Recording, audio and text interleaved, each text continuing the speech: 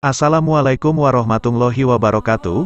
Pada kesempatan kali ini, Islam Fisabilillah akan membahas kisah tentang turunnya surat ayat kursi dan kegemparan yang terjadi. Tanpa berlama-lama kita langsung saja ke kisahnya.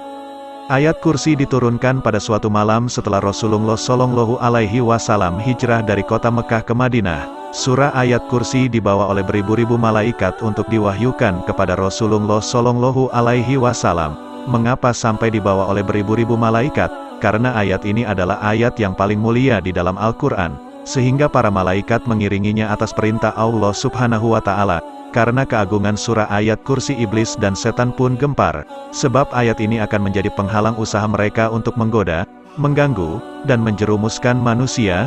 Maka Rasulullah Shallallahu Alaihi Wasallam memerintahkan Zaid bin Sabit untuk segera mencatat dan menyebarkannya kepada seluruh umatnya agar bisa diamalkan dalam kehidupan mereka. Disebabkan keistimewaan ayat ini, di dalam riwayat lain diceritakan, ayat kursi diturunkan melalui malaikat Jibril alaihi salam dengan diiringi oleh 70.000 malaikat.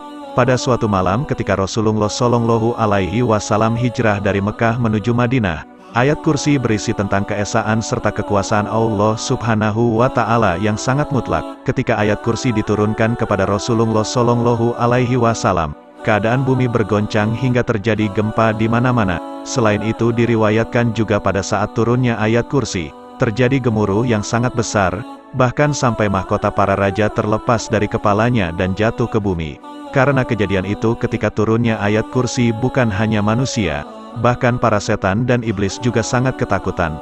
Dan inilah bentuk kuasa Allah Subhanahu wa Ta'ala dan salah satu mukjizat Nabi Muhammad Shallallahu Alaihi Wasallam. Dari Ubay bin Ka'ab bahwa Rasulullah Shallallahu Alaihi Wasallam pernah bertanya kepadanya, ayat apakah yang paling agung di dalam Kitabullah? Allah dan Rasulnya lebih mengetahui, sahut Ubay bin Ka'ab. Maka Rasulullah Shallallahu Alaihi Wasallam terus mengulang-ulang pertanyaan tersebut. Dan akhirnya Ubay bin Ka'ab menjawab, ayat kursi. Kemudian Rasulullah Shallallahu Alaihi Wasallam bersabda, engkau akan dilelahkan oleh ilmu wahai Abu Munzir.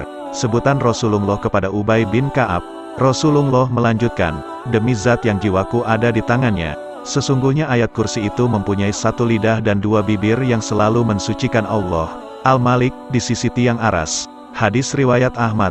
Rasulullah Shallallahu Alaihi Wasallam bersabda, barang siapa yang membaca ayat kursi menjelang tidur, maka Allah Subhanahu wa Ta'ala akan mengirim malaikat untuk menjaganya sampai pagi dan setan tidak akan mendekatinya sampai pagi hari. Hadis riwayat Bukhari. Di dalam hadis lain Rasulullah Shallallahu Alaihi Wasallam juga bersabda, barang siapa membaca ayat kursi setiap selesai salat wajib, maka tidak ada penghalang baginya untuk masuk surga selain kematian. Hadis riwayat Tabrani dan An-Nasai. Bacalah ayat kursi saat keluar rumah, insya Allah malaikat akan menjaga dari semua sisi. Bacalah ayat kursi saat masuk rumah, insya Allah kemiskinan tidak akan menimpa.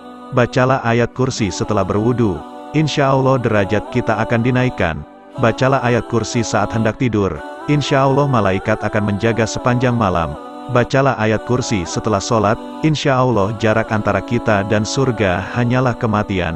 Di dalam ayat kursi, Allah Subhanahu wa Ta'ala berfirman, Allah, tidak ada Tuhan melainkan Dia yang maha kekal lagi terus-menerus mengurus makhluknya, tidak pernah mengantuk dan tidak pernah tidur. Kepunyaannya apa yang ada di langit dan di bumi. Tidak ada yang dapat memberi syafaat di sisinya tanpa izinnya. Allah mengetahui apa-apa yang ada di depan mereka dan di belakang mereka, dan mereka tidak mengetahui sesuatu pun tentang ilmunya melainkan apa yang dikehendakinya. Kursinya meliputi langit dan bumi dan Allah tidak merasa berat memelihara keduanya. Dan Allah maha tinggi lagi maha besar. Quran Surah Al-Baqarah ayat 255-256. Mungkin sebagian dari kita sudah hafal ayat kursi dan sudah tahu juga beberapa manfaat membaca ayat kursi.